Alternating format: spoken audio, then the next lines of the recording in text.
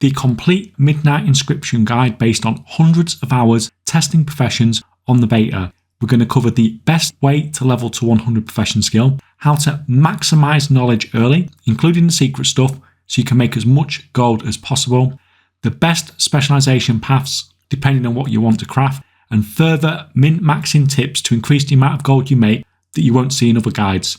Let's get into it.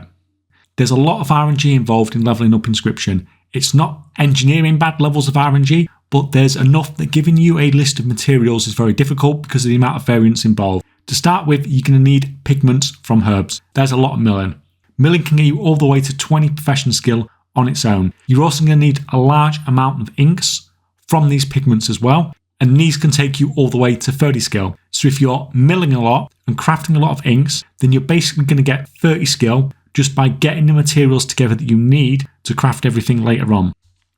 As soon as you hit 25 profession skill, you need to unlock Calm Hands. This gives you the option to be able to craft a Thalassian treatise of inscription. By crafting a treatise, we have a chance to learn the recipes of the other profession treatises. This is important as we want to craft all of them at least once.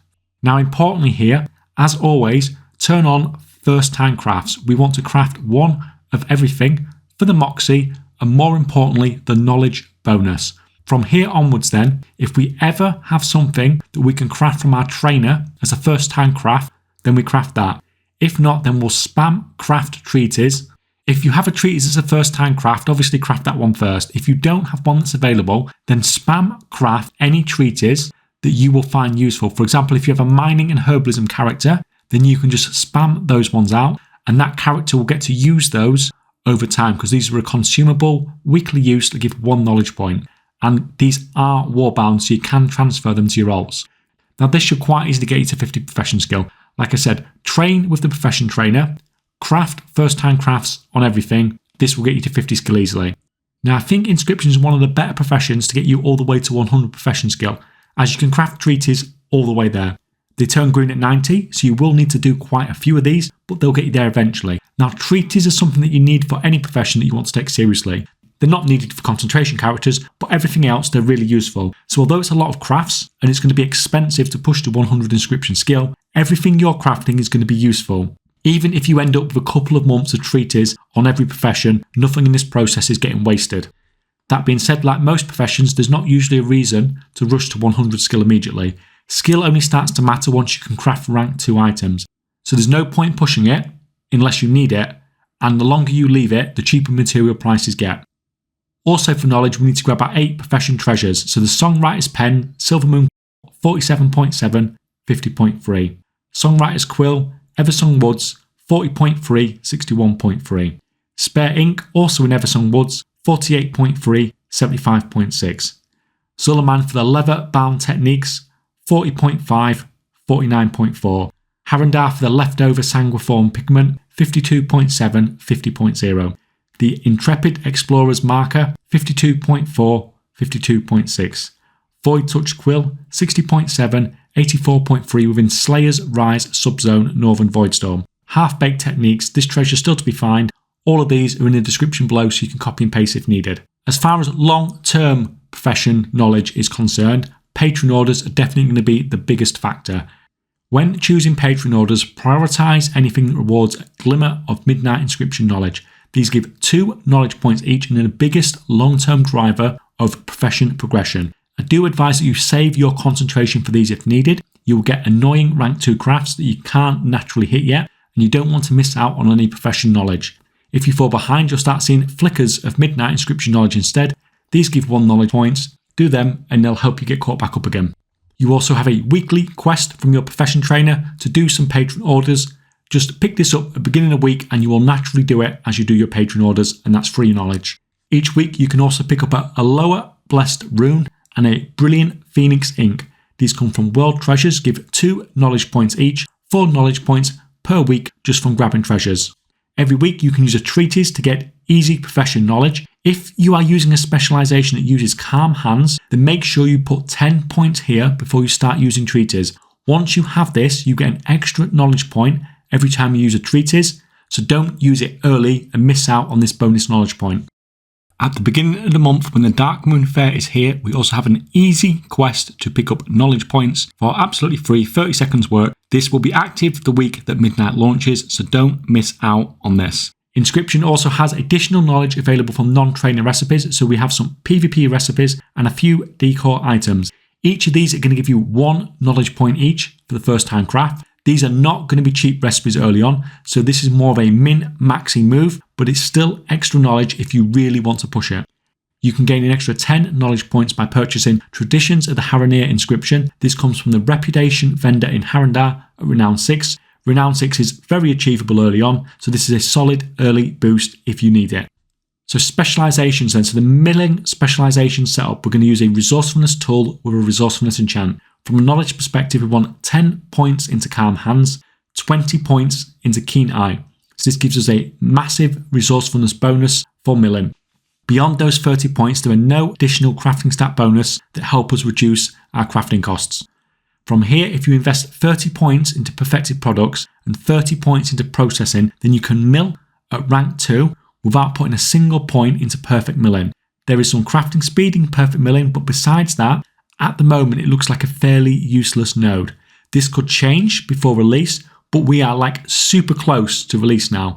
General Inscription Mass Crafter. So this includes regions, inks, ciphers, contracts, missives, Vantis runes, all that good stuff. All of that, we're going to use a multi-craft tool with a multi-craft enchant. So our first 30 knowledge points is 10 points into Calm Hands, 20 points into Dexterous Diligence. And then we can also put 20 points into Keen Eye for the resourcefulness. At this point, you've picked up all the multi-craft and resourcefulness from knowledge, which is a great start. From here, it's just about what we want to craft at rank 2, whichever perfected product nodes match what you want to craft basically.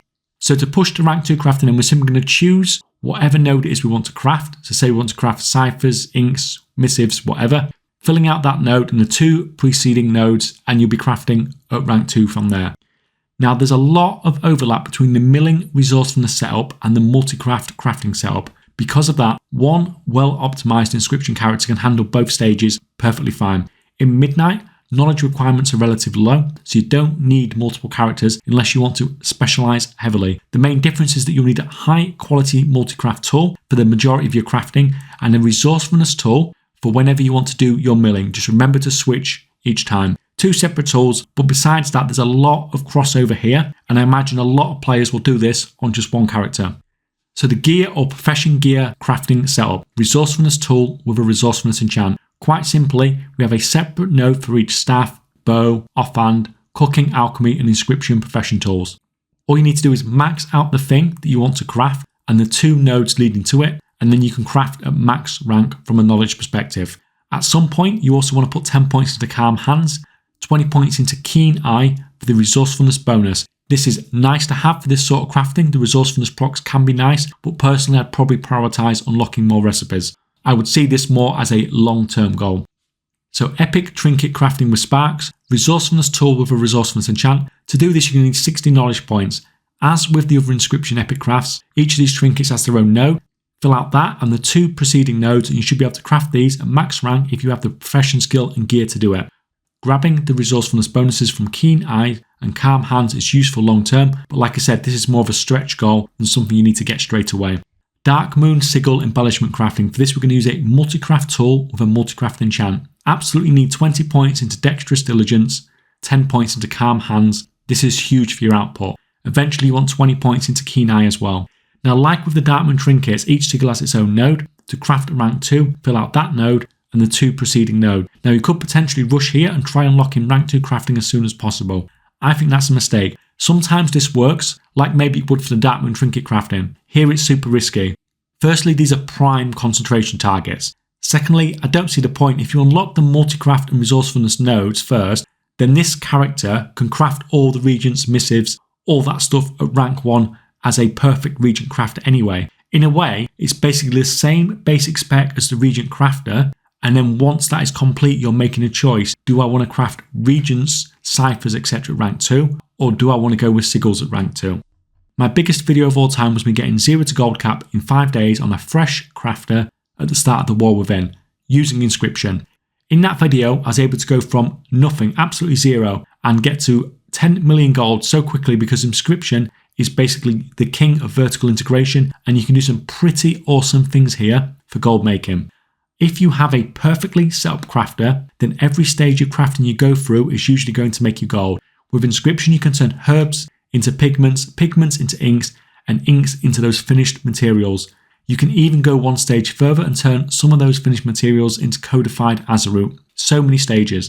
As far as professions that can be crafting for long periods of time and making you gold, then Inscription is right up there. Now, I try not to hard sell on a Patreon crafting sheet, mostly just want to make good guides, but this sort of thing is where crafting sheets really shine. If you want to make your own crafting sheet, I have a video on the channel for that as well. A lot of people have been using that to make their own. Even towards the end of last expansion, there was some pretty good profit to be had with these multi-stage crafting processes. The gold per hour dropped for sure, but there was still gold to be made. As part of all that, crafting speed is pretty essential. The faster we can craft, the more gold we can make. The Dragonfly crafting speed file is still working on Midnight Crafts. You just want to be using this all the time. 5 days to go until release, and the Weaver's buff is still working on Midnight Crafts 2, just to make you aware. Now, always check profit before you craft. I always say this, so many people just randomly craft without checking anything. If you keep doing this, then you're going to have a bad time. So basically, that's the complete Inscription guide for Midnight. If this helped, I'd really appreciate a like. If you want more in-depth Midnight profession guides, they are all completely free on the Discord, link below.